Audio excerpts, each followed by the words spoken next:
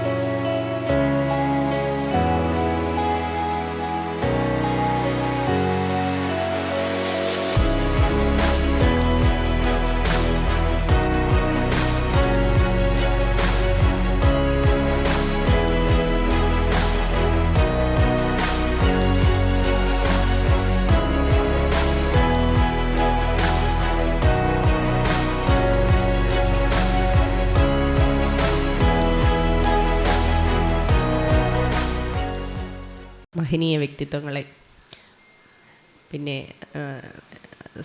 സഹോദരൻ റുവൽ സിംഗിൻ്റെ മാതാവ്, കുടുംബാംഗങ്ങൾ, കോട്ടത്തല ശ്രീകുമാർ നല്ല ഒരു പ്രസംഗമാണ് കാഴ്ചവെച്ചത്. അതിൽ റുവൽ സിംഗിനെ പറ്റിയുള്ള ആ ഒരു ഇൻട്രൊഡക്ഷൻ വളരെ നന്നായിരുന്നു. കാരണം അദ്ദേഹത്തോട് ജസ്റ്റ് 2-3 മിനിറ്റ് സംസാരിച്ചെന്നല്ലാതെ കൂടുതലായി ഒന്നും എനിക്ക് അറിയുമായിരുന്നില്ല.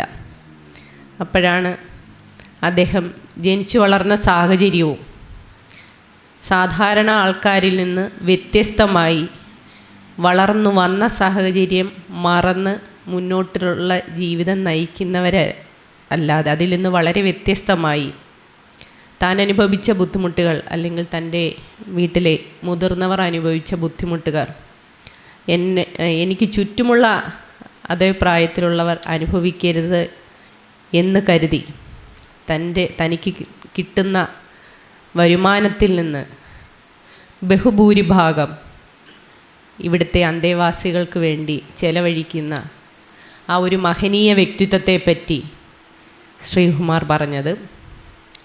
എന്തായാലും നമുക്ക് ആശ്വസിക്കാം, ഈ മോഡേൺ യുഗത്തിലും ഇതുപോലെ മനസാക്ഷി മരവിക്കാത്ത ഒരുപാട് വ്യക്തിത്വങ്ങൾ നമ്മുടെ ചുറ്റിനുമുള്ളത് നമുക്ക് ആശ്വാസമാണ്. ഇനിയുള്ള സാഹചര്യത്തിൽ വിദേശ രാജ്യങ്ങളിലെ പോലെ സാമൂഹ്യ സുരക്ഷ ഒന്നുമില്ലാത്ത അതേർപ്പെടുത്താൻ നമ്മുടെ സാമൂഹ്യ പശ്ചാത്തലം സമ്മതിക്കത്തുമില്ല. കാരണം നമ്മുടെ കേരളത്തെ തന്നെ എടുത്തു നോക്കൂ, നമ്മുടെ സ്റ്റേറ്റിന്, നമ്മുടെ നാട്ടിലെ എല്ലാ മുതിർന്ന പൗരന്മാരെയും ഏറ്റെടുത്ത് അവർക്ക് സാമൂഹ്യ സുരക്ഷ ഉറപ്പുവരുത്താൻ പറ്റുന്നുണ്ടോ? ഇപ്പോൾ തന്നെ നമുക്കറിയാം, നമ്മുടെ നാട്ടിലെ സാമ്പത്തിക ബുദ്ധിമുട്ട്, ഈ ക്ഷേമ പെൻഷനുകൾ പോലും സർക്കാരിന് സമയാസമയങ്ങളിൽ കൊടുക്കാൻ പറ്റാത്ത ഒരു സാഹചര്യമാണുള്ളത്. ആ ഒരു സാഹചര്യത്തിൽ മുതിർന്ന പൗരന്മാരെ കൂടി ഏറ്റെടുക്കുക എന്ന ഒരു ചുമതല നമ്മുടെ സ്റ്റേറ്റിന് ഭാരിച്ച ബുദ്ധിമുട്ടാണ്. അതൊന്നും ആലോചിക്കാൻ പോലും പറ്റാത്ത ഒരു കാര്യമാണ്. അത്തരം ഒരു അവസരത്തിൽ ഇത്തരമുള്ള നന്മയുള്ള മനസ്സുകൾ ചെയ്യുന്ന ഇതുപോലെയുള്ള സ്ഥാപനങ്ങൾ നമുക്ക് ആശ്വാസകരമാണ്.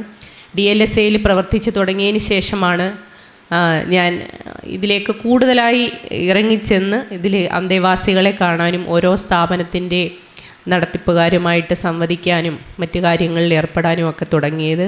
അതിൽ നിന്ന് എനിക്ക് ഒരുപാട് കാര്യങ്ങളുണ്ട്. ജീവിതത്തിൽ ഒരുപാട് വെളിച്ചം തന്ന ഒരു അനുഭവമായിരുന്നു ഈ കഴിഞ്ഞ ഒരു വർഷക്കാലം കൊല്ലം DLSA സെക്രട്ടറിയായി പ്രവർത്തിച്ചത്. ഈ കഴിഞ്ഞ 7 ദിവസത്തിനുള്ളിൽ എൻ്റെ 3ാമത്തെ വിസിറ്റാണ് ഇതുപോലെയുള്ള ഒരു സ്ഥാപനത്തിൽ. കഴിഞ്ഞ ആഴ്ച പോയത് ഗാന്ധി ഭവൻ ആണ്. ഇന്നിത് 2ാമത്തെ സ്ഥാപനമാണ്. ഇനിയിപ്പം പിന്നെ 4ാമത്തെ സ്ഥാപനമാണ്. കാരണം നമ്മൾ SS സദനത്തിലും പോയിരുന്നു. അതിൻ്റെ പിറ്റേ ദിവസമാണ് ഗാന്ധി ഭവനിൽ പോയത്. പിന്നെ ഇന്നിത് രണ്ടാമത്തെ സ്ഥാപനമാണ്. അപ്പം ഓരോ സ്ഥാപനത്തിലും ചെല്ലുമ്പോൾ അവിടുത്തെ അന്തേവാസികൾ പറയുന്ന ഓരോ കാര്യങ്ങളും ശ്രവിക്കുമ്പോൾ പല ജീവിത പശ്ചാത്തലത്തിലും പല ജീവിത സാഹചര്യങ്ങളിലും പെട്ട് ഇതുപോലെയുള്ള തണലേകുന്ന സ്ഥാപനങ്ങളിൽ എത്തിച്ചേർന്നവരാണ് ഇവിടുത്തെ ഓരോ അന്തേവാസികളും. പലർക്കും ഞാൻ എവിടെയാ ഉള്ളതെന്ന് അറിയില്ല. പലരും പറയുന്ന കാര്യങ്ങൾ അതിൽ വളരെ വിഷമമുളവാക്കിയ ഒരു കാര്യം ഞാൻ പറയാം. ഞാൻ ഗാന്ധി ഭവനിൽ ചെന്നപ്പോഴാണ് ഞാൻ സ്കൂൾ ഗ്രൂപ്പിലെ ഒരു മെസ്സേജ് ഓർമ്മ വന്നത്. എനിക്കറിയാവുന്ന എൻ്റെ കൂടെ പഠിച്ച ഒരാളുടെ അച്ഛനെയും മാനസിക വെല്ലുവിളി നേരിടുന്ന സഹോദരിയെയും ഗാന്ധി ഭവനിൽ എത്തിച്ചിട്ടുണ്ടെന്ന്. അപ്പം ഞങ്ങൾ ചെല്ലുന്നതിന് ഒരാഴ്ച മുമ്പായിരുന്നു അവരെ എത്തിച്ചത്.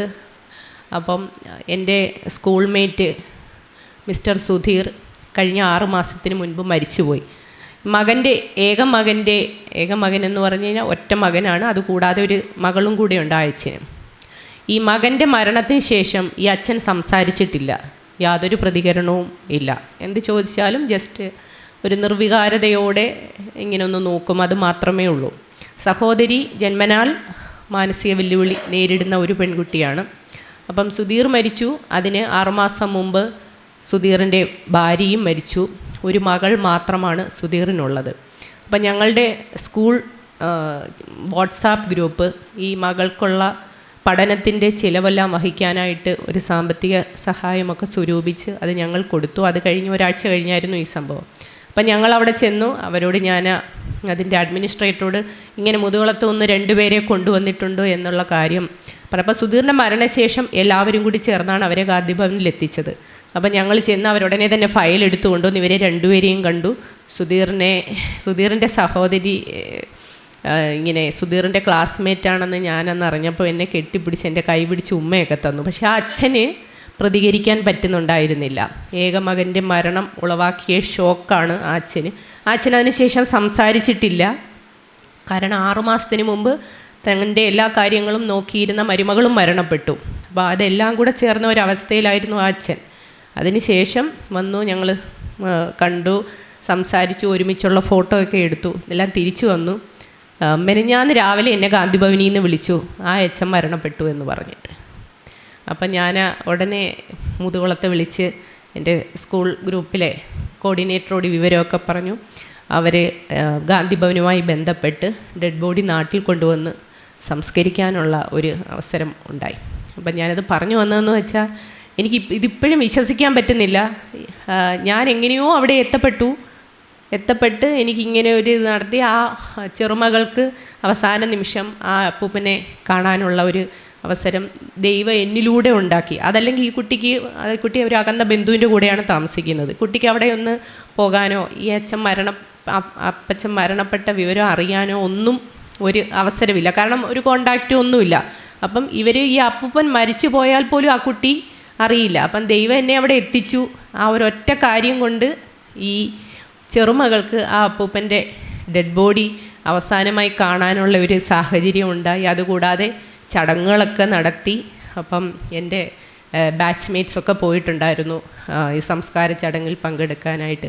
അപ്പം നമ്മൾ ചെല്ലുമ്പോൾ നമുക്കറിയാത്ത ആൾക്കാരാണെങ്കിലും ചിലപ്പോൾ സംസാരിക്കുമ്പം അറിയുമ്പോൾ നമുക്കറിയാവുന്നവരൊക്കെ ആയിരിക്കും. അപ്പോൾ ഈ വരുന്നവരാരും അറിയാത്തവരൊന്നുമല്ല, എവിടെയൊക്കെയോ ആരൊക്കെയോ അറിയാവുന്നവരൊക്കെ തന്നെയാണ്. പിന്നെ പല സാഹചര്യങ്ങളിൽ എല്ലാവരും ഒത്തുവരുന്നു. അപ്പം ഞാൻ അവിടെയും എല്ലാവരോടും, പലരും എന്നെ കാണുമ്പോൾ ഇങ്ങനെ മക്കളെന്ന് പറഞ്ഞ് കെട്ടിപ്പിടിക്കും, കരയും. അവർക്ക് ആ ഒരു കാലത്ത് ചുറ്റും എല്ലാവരും സ്നേഹമുള്ളവരാണ്. അവിടെ എല്ലാവരും വളരെ സ്നേഹത്തോടെയാണ് ഇടപെടുന്നത്. കൂട്ടുകാരെ പോലെ സംസാരിക്കുന്നു, കളിക്കുന്നു, ചിരിക്കുന്നു. പക്ഷേ എങ്കിലും ഉള്ളിൽ അവർക്കൊരു നീറ്റലാണ്. അപ്പം ഞാൻ പറഞ്ഞു, ഈ സ്നേഹമില്ലാത്ത മക്കൾ ചുറ്റുമുള്ളതിനേക്കാളും, അല്ലെങ്കിൽ ഈ ചോറ് തരുന്ന വിളമ്പിക്കൊണ്ട് വെക്കുന്ന മരുമകൾ കുത്തുവാക്ക് പറയുന്നതിനേക്കാളും ഒക്കെ നല്ലത് ഇങ്ങനെ എല്ലാവരും കൂടി ഒന്നൊരുമിച്ച് സന്തോഷത്തോടു കൂടി ഭക്ഷണം കഴിച്ച് പാട്ടുമൊക്കെ പാടി കഥകളൊക്കെ പറഞ്ഞ് നമ്മളെ വിവരങ്ങൾ അന്വേഷിക്കാൻ പല സമയങ്ങളിൽ പലരും വരുന്നു. ഇവിടെ മിസ്റ്റർ റുവൽ സിംഗിൻ്റെ ഭാര്യ, ഫാമിലി എല്ലാവരും അവരുടെ വീട്ടിലാണ് താമസിക്കുന്നത് നിങ്ങളെ, അല്ലാതെ ഒരു പ്രത്യേക സ്ഥാപനമൊന്നുമല്ല. അത് നമ്മൾ എടുത്തു പറയേണ്ട ഒരു കാര്യം തന്നെയാണ്. അപ്പം അദ്ദേഹം ആ ഒരു റിസ്ക് ഏറ്റെടുക്കാൻ ഉള്ള ആ ഒരു മനസ്സ്, അത് നമുക്ക് അത് ചെറിയൊരു ചിന്തയിൽ നിന്നുണ്ടായ കാര്യമല്ല, അത്രയും ഒരു ദൃഢനിശ്ചയമാണ്. അല്ലെങ്കിൽ ആരും ഇതെല്ലാം നടത്തും, പലരും ചെയ്യുന്നുണ്ട്, പക്ഷേ അത് തുടക്കം തന്നെ സ്വന്തം വീട്ടിൽ തന്നെ ആയത്, ആ വീടിനോട് ചേർന്ന് അവരെല്ലാവരും ഇവിടെ തന്നെയുണ്ട്. ആ ഒരു സാഹചര്യത്തിൽ ഇത് തുടങ്ങാനിടയായത് അദ്ദേഹത്തിന് ഇത്തരം ഒരു സത്കർമ്മം ചെയ്യണമെന്നുള്ള ഒരു ദൃഢനിശ്ചയത്തിൻ്റെ പരിസമാപ്തി തന്നെയാണ്. അപ്പം ഇത്തരം സ്ഥാപനങ്ങൾ നടത്തിക്കൊണ്ടുപോകുമ്പോൾ ധാരാളം വെല്ലുവിളികൾ നേരിടുന്നുണ്ട്. പിന്നെ ഡിസ്ട്രിക്ട് ലീഗൽ സർവീസ് അതോറിറ്റിയുടെ സെക്രട്ടറി എന്നുള്ള നിലയിൽ എനിക്ക് പറയാനുള്ളത്, ഇവിടെ മുതിർന്ന പൗരന്മാരാണ് കൂടുതലുള്ളത്. നിയമസേവന അതോറിറ്റി അല്ലെങ്കിൽ ജില്ലാ നിയമസേവന authority, taluk legal services committee, ഇവരുടെ എല്ലാം സേവനത്തിൽ പരമമായ ഒന്നാമതായി പറയുന്ന കാര്യം എന്ന് പറയുന്നത് സൗജന്യ നിയമസേവനമാണ്. ഇവിടെയുള്ള അന്തേവാസികൾക്ക് കേസ് കൊടുക്കുന്ന ഒരു സാഹചര്യം വന്നാൽ, അല്ലെങ്കിൽ ഒരു നിയമോപദേശം ലഭിക്കേണ്ട ഒരു സാഹചര്യം വന്നാൽ, നിങ്ങൾക്ക് നിങ്ങളുടെ റുവൽ സിംഗ് വഴി ജില്ലാ നിയമസേവന അതോറിറ്റിയെ അല്ലെങ്കിൽ താലൂക്ക് സർവീസസ് കമ്മിറ്റിയെ സമീപിക്കാം. സ്ത്രീകൾക്കും മുതിർന്ന പൗരന്മാർക്കും കുട്ടികൾക്കും ഒക്കെ നിയമസേവനം അവിടെ സൗജന്യമാണ്. നിങ്ങൾക്കൊരു കേസ് കൊടുക്കണമെന്നുണ്ടെങ്കിൽ, അതിപ്പം ഈവൻ പ്രായമായവർക്ക് മെയിൻ്റനൻസ് ആക്ട് പ്രകാരം RDO കോടതിയിൽ കേസ് കൊടുക്കാം. അതല്ല വേറൊരു സാഹചര്യത്തിൽ ഒരു പണമോ മറ്റെന്തെങ്കിലും തിരിച്ചു കിട്ടേണ്ട ഒരു സാഹചര്യം, വേറൊരു സ്വത്ത് തർക്കമോ അങ്ങനെ എന്തെങ്കിലും തരത്തിലുള്ള ഒരു ലിറ്റിഗേഷൻ, ഒരു കേസ് കൊടുക്കേണ്ട ഒരു സാഹചര്യം വന്നു കഴിഞ്ഞാൽ ഇവിടെയുള്ള അന്തേവാസികൾക്ക് ജില്ലാ നിയമസേവന അതോറിറ്റി സൗജന്യമായി അഭിഭാഷകനെ വെച്ച് തരുന്നതാണ്. അതിൽ നിങ്ങളൊരു അപേക്ഷ പോലും എഴുതണ്ട, നിങ്ങൾ ആർക്കാണ് നിയമസേവനം ലഭിക്കേണ്ടത് എന്ന വിവരം നിങ്ങളുടെ അധികാരികൾ മുഖേന നിയമസേവന അതോറിറ്റിയെ അറിയിച്ചാൽ ഞങ്ങളുടെ പാരാലീഗൽ വോളണ്ടിയർ ഇവിടെ വന്ന് അപേക്ഷ എഴുതി കൊണ്ടുപോയി വക്കീലിനെ വെച്ച് കേസ് നടപ്പാക്കുന്നതാണ്. അപ്പോൾ ഇത്തരം ഒരു സഹായം ഇവിടെ ആർക്കെങ്കിലും വേണമെന്നുണ്ടെങ്കിൽ ജില്ലാ നിയമസേവന അതോറിറ്റിയെ സമീപിക്കുന്നതിന് അമാന്തിക്കരുത്. അത് മിസ്റ്റർ റുവൽ സിംഗിൻ്റെ ശ്രദ്ധയിൽ ഞാൻ പെടുത്തുകയാണ്. ജില്ലാ നിയമസേവന അതോറിറ്റിയെ ഇതുമായി ബന്ധപ്പെട്ട എല്ലാ കാര്യങ്ങൾക്കും സമീപിക്കാം. ഒരുപാട് മുതിർന്ന പൗരന്മാരും സ്ത്രീകളും കുട്ടികളും എല്ലാം നിയമസേവന അതോറിറ്റിയുടെ സഹായത്തോടുകൂടി വിവിധ കോടതികളിൽ കേസ് കൊടുക്കുന്നുണ്ട്. കേസിൽ പെട്ടവരാണെങ്കിൽ, അതായത് പ്രതികളാക്കപ്പെട്ടവരാണെങ്കിൽ പോലും അവരുടെ കേസുകൾ ജില്ലാ നിയമസേവന അതോറിറ്റി വക്കീലിനെ വെച്ച് നടപ്പാക്കും. പിന്നെ വേറെ കേസുകളിലും എന്തെങ്കിലും അന്വേഷണമോ മറ്റു കാര്യങ്ങളോ വേണമെന്നുണ്ടെങ്കിൽ അത് ചെയ്യാനായിട്ട് ഞങ്ങളുടെ പാരാലീഗൽ വോളണ്ടിയേഴ്സ് ഉണ്ട്.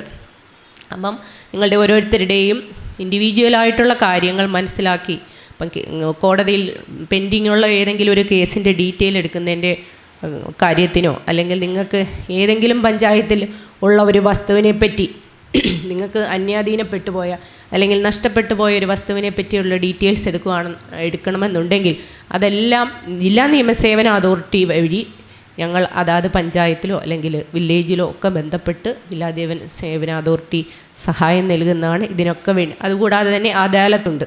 ഈ അദാലത്തിൽ നിങ്ങൾക്ക് കോടതിയിൽ കേസ് കൊടുക്കാതെ തന്നെ ജില്ലാ നിയമസേവന അതോറിറ്റിയിൽ PLP കൊടുക്കാം. പ്രീ ലിറ്റിഗേഷൻ പെറ്റീഷൻ എന്ന് പറയും. അതായത് കോടതിയിൽ കേസ് കൊടുക്കുന്നതിന് മുന്നോടിയായിട്ട് ജില്ലാ നിയമസേവന അതോറിറ്റിയിൽ ഒരു പെറ്റീഷൻ കൊടുത്താൽ അത് അദാലത്തിൽ വെച്ച് കഴിഞ്ഞ് ഇരുകൂട്ടരെയും വിളിച്ച് കോടതിയിൽ പോകാതെ അത് തീർപ്പാക്കുന്ന ഒരു നടപടിക്രമമാണ് അത്.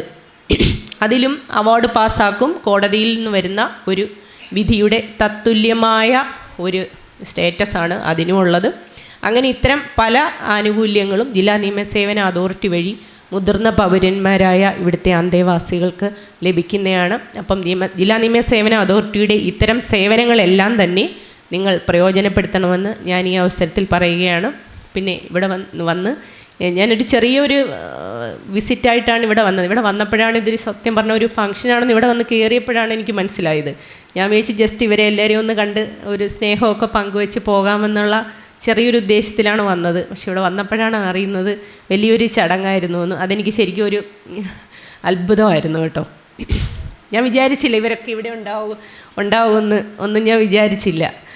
എന്നോട് അത്രയും വലിയൊരു ഇൻട്രൊഡക്ഷനൊന്നും ഇതിനെപ്പറ്റി തന്നിട്ടും ഉണ്ടായിരുന്നില്ല. അപ്പം ചെറിയൊരു ചടങ്ങ് വന്ന് പോവുക, അതേ മാത്രമേ ഞാൻ ഉദ്ദേശിച്ചിരുന്നുള്ളൂ. അപ്പോൾ ഇവിടെ അതുപോലെ തന്നെ ഇവിടെ 30-നും 60-നും ഇടയിൽ പ്രായമായ എത്ര സ്ത്രീകളുണ്ട്? 30-നും 60-നും ഇടയിൽ പ്രായമായ എത്ര പേരുണ്ട്? ഒരു 10-10-10-10-നകത്തുണ്ട് 6 പേരുണ്ട്. അപ്പം നമ്മുടെ ഏറ്റവും അടുത്തുള്ള താലൂക്ക് ഹോസ്പിറ്റലിൽ ആയി ബന്ധപ്പെട്ട് ഇപ്പം നമ്മുടെ ഗവൺമെൻറ്റിൻ്റെ ഒരു പ്രോജക്റ്റ് ഉണ്ട്. അത് ജില്ലാ നിയമസേവന അതോറിറ്റിയും ഗവൺമെൻറ്റും കൂടെ സഹകരിച്ച് ചെയ്യുന്നതാണ്. ഞങ്ങൾ പല ഇതുപോലത്തെ സ്ഥാപനങ്ങളിലും ചെയ്തു.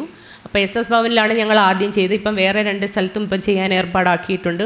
നമ്മുടെ ഗവൺമെൻറ്റിൻ്റെ ഒരു പ്രോജക്റ്റാണ് ആനന്ദം ആരോഗ്യം അകറ്റാം അർബുദം എന്നും പറയുന്ന ഗവൺമെൻറ്റിൻ്റെ ഒരു പുതിയ സ്കീമാണ്. അപ്പം എല്ലാ സ്ഥാപനങ്ങളിലെയും 30-നും 60-നും, അത് സ്ഥാപനം മാത്രമല്ല കേട്ടോ, നമ്മുടെ സ്ഥാപനത്തിൽ അന്തേവാസികളല്ലാത്ത ഇവിടുത്തെ സ്റ്റാഫ്, അതുപോലെ നമ്മുടെ ഫാമിലി മെമ്പേഴ്സ് എല്ലാം 30-നും 60-നും ഇടയിൽ പ്രായമുള്ള എല്ലാ സ്ത്രീകളെയും ക്യാൻസർ സ്ക്രീനിങ്ങിന് വിധേയരാക്കണമെന്നാണ് നമ്മുടെ ഗവൺമെൻറ്റിൻ്റെ പുതിയ പദ്ധതി. അത് ഫെബ്രുവരി 8 തൊട്ട് വനിതാ ദിനമായ മാർച്ച് 8 വരെയാണ് ആ സ്കീമിൻ്റെ കാലാവധി. അപ്പം നമ്മുടെ കൊല്ലം ജില്ലയിൽ ഈ ഏജ് ഗ്രൂപ്പിൽ പെടുന്ന 8,17,000 സ്ത്രീകളാണുള്ളത്. അപ്പം ഇത്രയും സ്ത്രീകൾക്ക് ഈ ഒരു കാലയളവിൽ നടത്താൻ പറ്റാത്തതുകൊണ്ട് ആ സ്കീമിൻ്റെ കാലയളവ് മാർച്ച് 31 വരെ നീട്ടിയിട്ടുണ്ട്.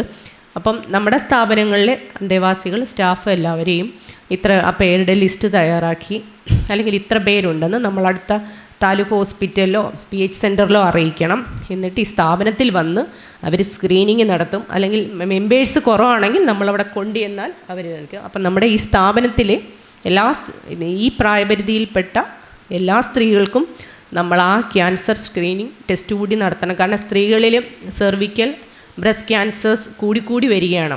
അപ്പോൾ അത് വളരെ ഒരു ഭീകരമായ ഒരു എണ്ണത്തിലേക്ക് പോയിക്കൊണ്ടിരിക്കുകയാണ് ഈ 2 ക്യാൻസറുകളും. അപ്പോൾ അതിൻ്റെ സ്ക്രീനിങ് ടെസ്റ്റ് നടത്തി മുൻകൂട്ടി അറിഞ്ഞു കഴിഞ്ഞാൽ വലിയൊരു വിപത്താണ് നമുക്ക്. കാരണം ഈ 2 ക്യാൻസറുകളും ഏറ്റവും ലാസ്റ്റ് സ്റ്റേജിലാണ് അറിയുന്നത്. ചിലപ്പം പിന്നീട് ഒരു 3 മാസമേ നമുക്ക് കിട്ടുകയുള്ളൂ.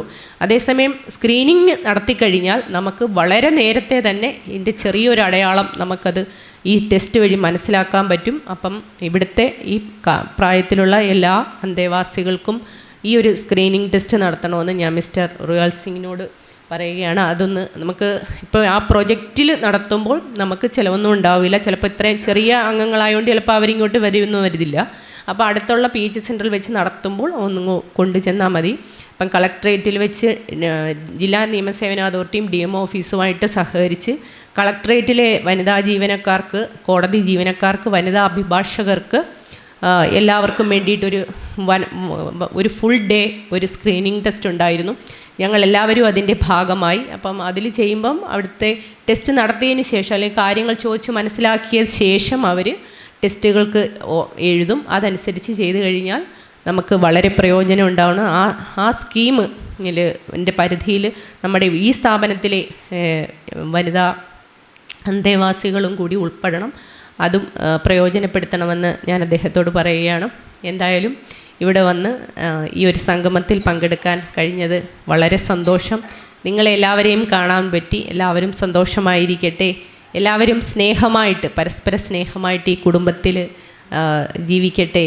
ഇത് നടത്തിക്കൊണ്ട് പോകാൻ ശ്രീ റൂവൽ സിംഗിനും അദ്ദേഹത്തിൻ്റെ കുടുംബത്തിനും ഈശ്വരൻ എല്ലാവിധ അനുഗ്രഹങ്ങളും നേരുന്നു, ചൊരിയട്ടെ എന്ന് ഞാൻ ആഗ്രഹിക്കുന്നു, ആശംസിക്കുന്നു.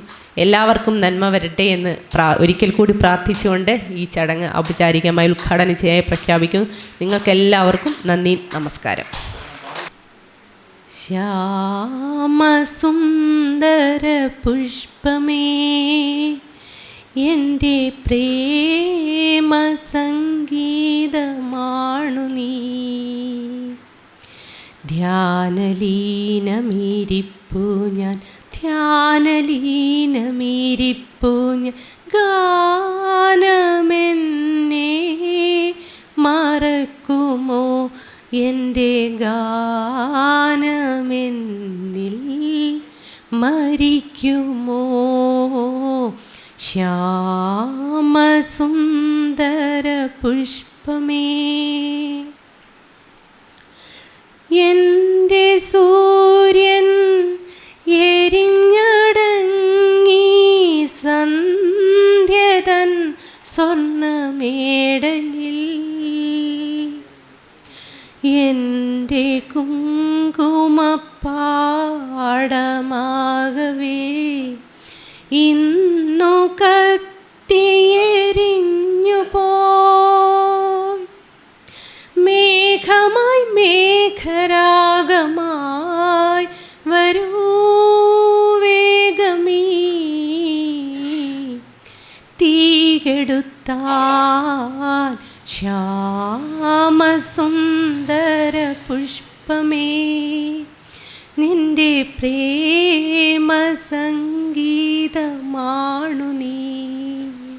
ഇത്തിക്കര ബ്ലോക്ക് പഞ്ചായത്ത് കല്ലുവാതുക്കൽ ഡിവിഷൻ മെമ്പറും സമുദ്രതീരം മതേതര വയോജന കേന്ദ്രം വൈസ് പ്രസിഡന്റുമായ ആശ ടീച്ചർ ചടങ്ങിൽ അധ്യക്ഷത വഹിച്ചു. കോട്ടാത്തല ശ്രീകുമാർ സ്വാഗതം ആശംസിച്ചു. ശ്രീമതി ആശ ടീച്ചർ ഈ സ്നേഹസംഗമം ഉദ്ഘാടനം ചെയ്യുന്ന ബഹുമാനിയായ സബ് ജഡ്ജ് DLSAയുടെ സെക്രട്ടറി ശ്രീമതി R ജിഷ മുകുന്ദൻ, വേദിയിലുള്ള ശ്രീ സുരേഷ് കുമാർ സാറ്, ശ്രീ അജിത് ലാല്, ശ്രീ സന്തോഷ് പാരിപ്പള്ളി, ശ്രീമതി സിന്ധു,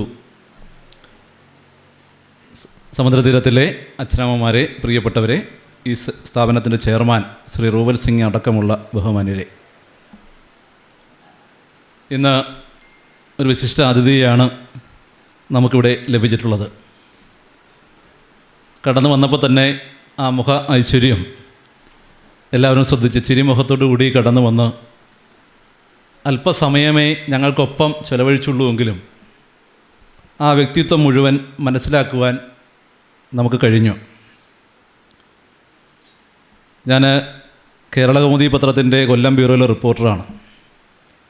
മാഡം രാവിലെ 11 മണിക്ക് എത്തും, ഇവിടെ ഇന്ന് എത്തണം എന്ന് ശ്രീ റൂവൽ സിംഗ് പറഞ്ഞപ്പോൾ എനിക്ക് മുൻപരിചയമില്ലാത്ത ഒരാളാണ്. അതുകൊണ്ട് തന്നെ എന്താകും ശ്രീമതി ജിഷ മുകുന്ദൻ മാഡത്തെപ്പറ്റി ഞാൻ ഈ സ്വാഗതം പറയേണ്ടത് എന്നെനിക്കൊരു ധാരണയുമില്ല.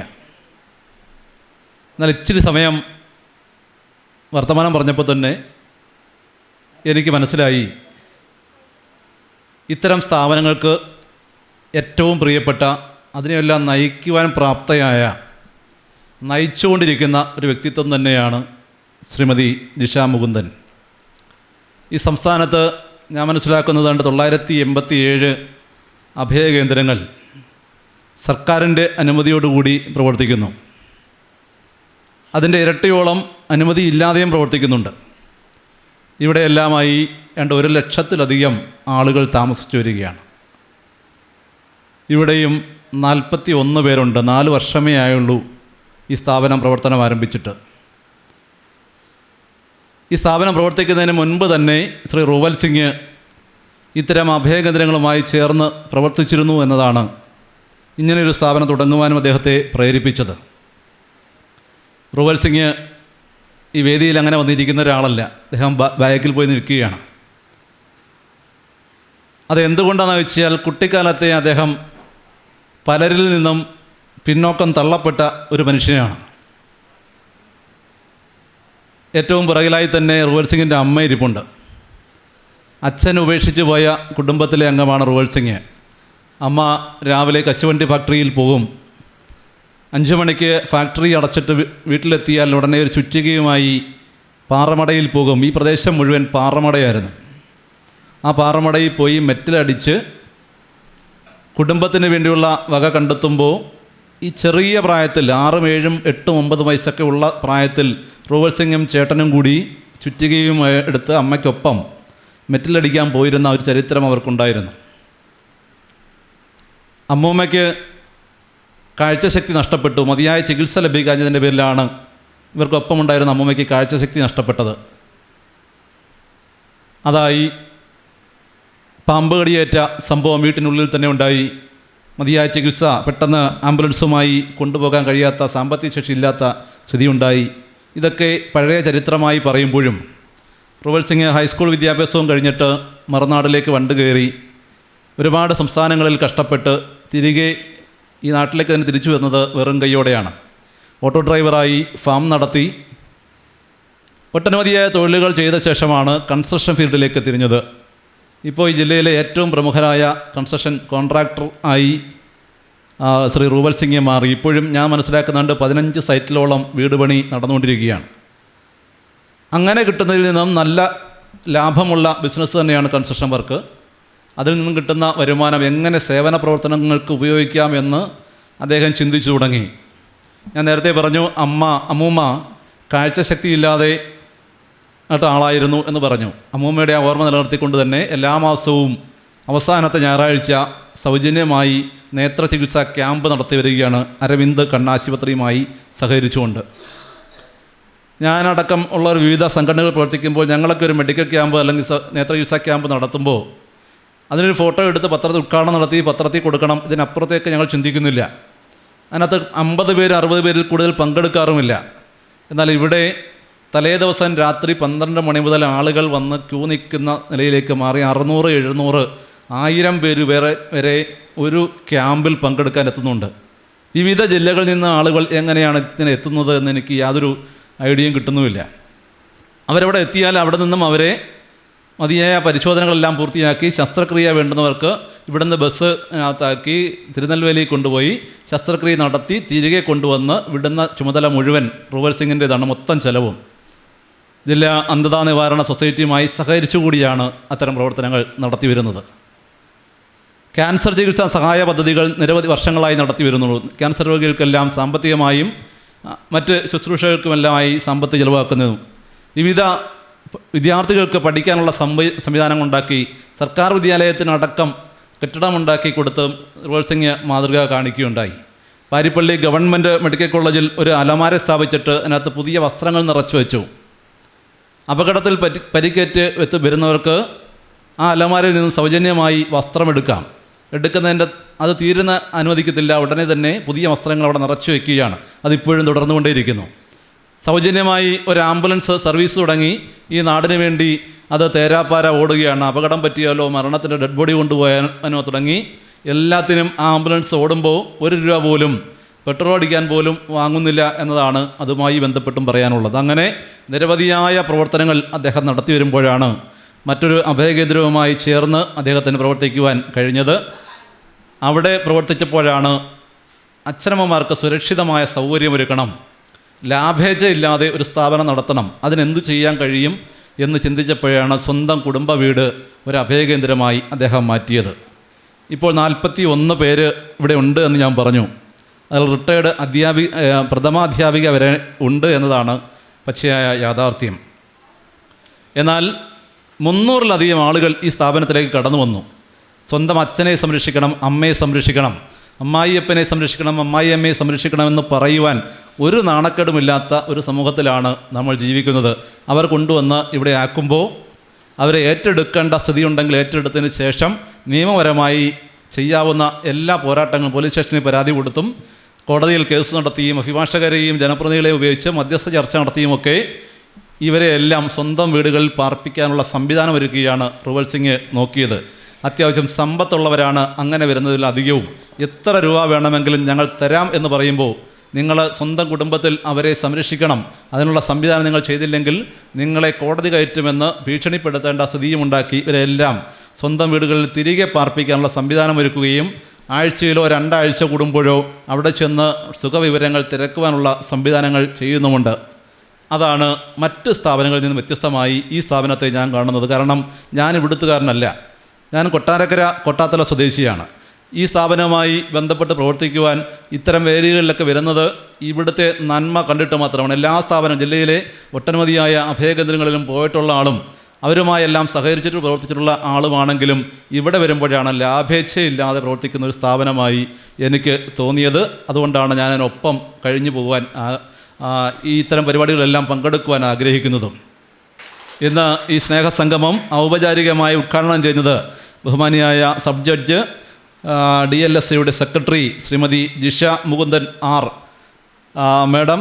കൃത്യമായി കണക്കുകൾ ഇവിടെ പറയും. 49 അഭയകേന്ദ്രങ്ങൾ കൊല്ലം ജില്ലയിൽ സർക്കാർ അംഗീകാരത്തോടുകൂടി പ്രവർത്തിക്കുന്നുവെന്നും അവിടെ എല്ലാം വിസിറ്റ് ചെയ്യാറുണ്ടെന്നും അവർ ഓരോരുത്തരുടെയും അവിടുത്തെ വിശേഷങ്ങൾ മുഴുവൻ അറിയാം. ആർക്കൊക്കെ ഗ്രാൻഡ് കിട്ടുന്നു തുടങ്ങി എല്ലാ വിവരങ്ങളും തിരക്കിക്കൊണ്ടിരിക്കുന്ന ഏറ്റവും മാതൃകയായി ഇടപെടാൻ കഴിയുന്ന ഒരു വ്യക്തിത്വത്തെയാണ് നമുക്കിന്ന് ലഭിച്ചത്. ശ്രീമതി ജിഷ മുകുന്ദനെ എല്ലാവരുടെയും അനുവാദത്തോടുകൂടി യോഗത്തിലേക്ക് സ്വാഗതം ചെയ്യുന്നു. ഞങ്ങൾക്ക് വേണ്ടി ഒരു ഗാനം കൂടി പാടിയിട്ടേ പോകാമെന്ന് വിനീതമായി ഇപ്പോഴേ അഭ്യർത്ഥിക്കുകയാണ്. സ്നേഹപൂർവ്വം സ്വാഗതം ചെയ്യുന്നു. ഈ യോഗത്തിൽ പങ്കെടുക്കുന്ന ശ്രീ സുരേഷ് കുമാർ സാറിനെ സ്വാഗതം ചെയ്യുന്നു. ശ്രീ അജിത് ലാലിനെ പൊതുപ്രവർത്തകനാണ്, അദ്ദേഹത്തെ സ്വാഗതം ചെയ്യുന്നു. ശ്രീ സന്തോഷ് പാരിപ്പള്ളിയെ സ്വാഗതം ചെയ്യുന്നു. ശ്രീമതി സിന്ധുവിനെ സ്വാഗതം ചെയ്യുന്നു. ഈ സ്ഥാപനത്തെ നയിക്കുന്ന ശ്രീ റൂവൽ സിംഗ് അദ്ദേഹത്തെ ഏറെ സ്നേഹത്തോടെ സ്വാഗതം ചെയ്തുകൊണ്ട് ഇവിടെ എത്തിയിട്ടുള്ള വിശിഷ്ട വ്യക്തികളെയും ഇവിടുത്തെ അച്ഛനമ്മമാരെയും സേവന പ്രവർത്തകരെയും മുഴുവൻ പേരെയും ഒറ്റവാക്കിൽ സ്വാഗതം ചെയ്തുകൊണ്ട് എൻ്റെ വർത്തമാനം അവസാനിപ്പിക്കട്ടെ. അഭിവാദ്യങ്ങൾ. സമുദ്രതീരം ചെയർമാൻ റുവൽ സിംഗം, സമുദ്രതീരം പ്രസിഡന്റ് ശരത് ചന്ദ്രൻപിള്ള, സുരേഷ് കുമാർ, സിന്ധു, സന്തോഷ് പാരിപ്പള്ളി തുടങ്ങിയവർ ചടങ്ങിൽ ആശംസകൾ അർപ്പിച്ചു. ഫംഗ്ഷന് ഞാൻ പല പ്രാവശ്യം പങ്കെടുത്തിട്ടുണ്ട്. എൻ്റെ അമ്മയുടെ ആണ്ട് ഞാൻ ഇവിടെ വെച്ചാണ് നടത്തുന്നത്. അപ്പോൾ ഇന്ന് രണ്ടുപേരുടെ പ്രസംഗം വളരെ ഫീൽ ചെയ്തു. ശ്രീ കോട്ടാത്തല ശ്രീകുമാറിൻ്റെയും ശ്രീമതി നമ്മുടെ ജിഷ മുകുന്ദൻ അവர்களுടെയും വല്ലാത്ത ഫീലിംഗ് വരുത്തുന്നൊരു പ്രസംഗമായിരുന്നു. വളരെ സമയം വൈകിയിരിക്കുകയാണ്. ഇവരൊക്കെ വളരെ പ്രായമുള്ളവരും അസുഖങ്ങളൊക്കെ ഉള്ളവരാണ്. അപ്പോൾ എല്ലാവർക്കും ഭക്ഷണം കഴിക്കാനുള്ള സമയമൊക്കെ ആയി. ഞാനതുകൊണ്ട് ദീർഘമായ ഒരു സംസാരത്തിനോ മറ്റും പോകുന്നില്ല. ഈ അച്ഛനമ്മമാർക്ക് എല്ലാവിധ ആരോഗ്യവും ആയുസ്സും നീട്ടിക്കിട്ടട്ടെ, നല്ല രീതിയിൽ ജീവിക്കട്ടെ എന്ന് മാത്രം പറഞ്ഞുകൊണ്ട് ഈ നടന്ന ചടങ്ങിന് എല്ലാവിധ ആശംസകളും പറഞ്ഞുകൊണ്ട് നിർത്തുന്നു. നന്ദി, നമസ്കാരം. Samudra library folklore academy president Ajith Lal നന്ദി പറഞ്ഞു. നമ്മുടെ ശ്രീ സബ് ജഡ്ജ് ശ്രീമതി ശ്രീ ജിഷ മുകുന്ദൻ, അതുപോലെ തന്നെ സ്വാഗതം ആശംസിച്ച ശ്രീ കോട്ടാത്തല ശ്രീകുമാർ, പിന്നെ നമ്മുടെ കുടുംബാംഗങ്ങൾ എല്ലാവർക്കും ഒറ്റ വാക്കിൽ നന്ദി അറിയിച്ചുകൊണ്ട് ഞാൻ എൻ്റെ വാക്ക് നിർത്തുന്നു.